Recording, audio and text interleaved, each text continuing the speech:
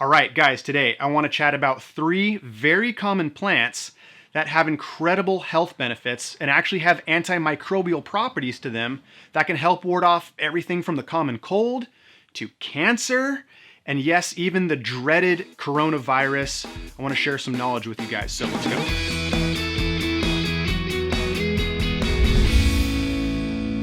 All right, I am going to kick this off by saying I have absolutely zero medical background whatsoever.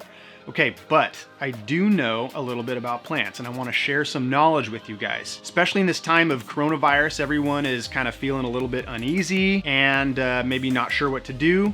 Well, these 3 plants that we're going to chat about have incredible health benefits that can actually help to keep us healthy at home. Please don't misunderstand me. I'm not anti-modern medicine, but I do feel like natural herbs and supplements are actually undervalued in keeping us healthy. So I've researched and studied these plants that we're going to chat about today. There is a ton of information on clinical trial studies and statistics and metrics and all that stuff. We're not going to get that deep into it, but I will tell you how to grow and care for these plants yourself. All right, so the first one that we are going to chat about is Salvia officinalis, commonly known as common sage.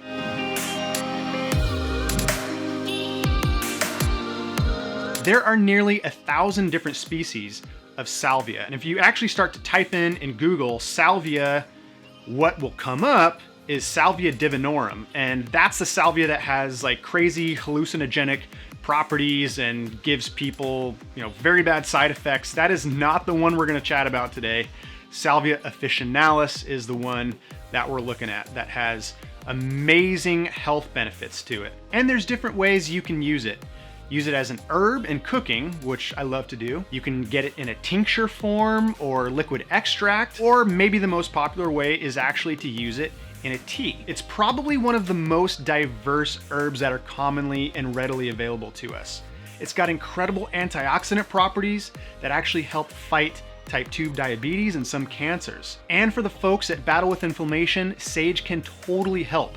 Inflammation actually increases the chance of a viral infection such as staph settling in the inflamed area of your body. So by reducing your inflammation, you're actually reducing your risk for a life-threatening illness. There are also studies being done that show sage is having oral health benefits as well. So we might see more dental hygiene products hit the shelves that are introducing sage in them, like toothpaste and mouthwash and gum. So I don't know, who knows? I'll definitely try it.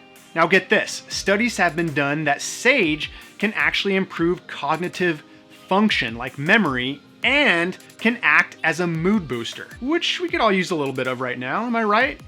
And last but not least, sage can also help with nausea during pregnancy. I wish I would have known about this when my wife was pregnant. We'll leave it at that. So, growing sage, what do we do? Sage is actually pretty easy to grow, especially if we're in a warmer climate, typically USDA zones 7 through 10 or 11. That's going to be its best thriving zone. That's not to say that you folks in the cooler climates cannot grow it in a greenhouse or just take other kinds of growing precautions that will allow it to thrive in a cooler climate. It definitely can be done. Sage will typically want at least 6 hours of sunlight each day. It can thrive in poor soils, which is really nice, and it's relatively drought tolerant. So it's a pretty easy plant to grow. Now, if all these amazing health benefits for you are just not enough, it also attracts butterflies and birds to your garden, and who doesn't love that? The next one we're going to chat about is Rosmarinus officinalis, commonly known as rosemary.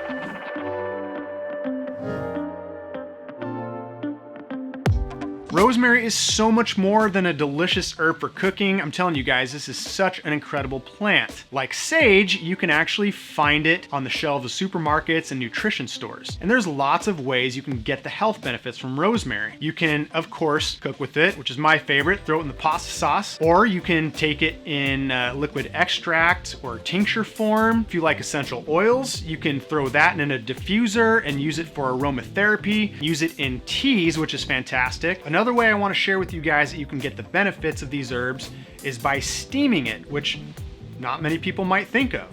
Boil some water, put it in a bowl, and then throw your herbs in and put a towel over your head and just let the steam rise and breathe it in. It's incredibly beneficial for your respiratory system that way. It's got antioxidant properties, which boosts our immune system to keep us safe from colds and flus, and yes, even the coronavirus. Now, these antioxidant properties in rosemary do more than boost our immune system.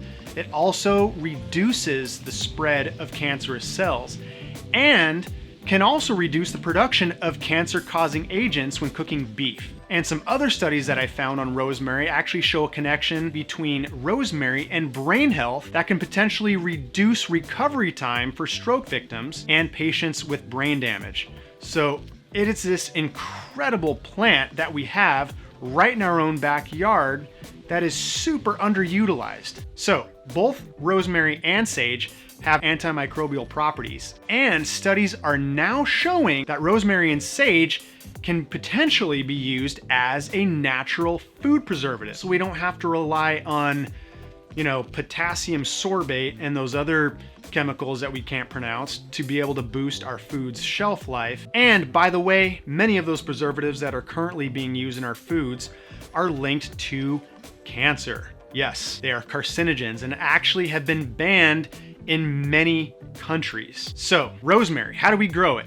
It's actually really easy. Like sage, it wants to be grown in the warmer climates, so USDA zones 7 through 10. Rosemary likes to have well-drained soil and get at least 6 hours of sunlight each day.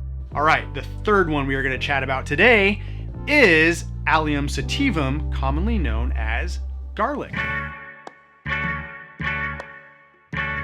Garlic is a staple in nearly every culinary corner of the world.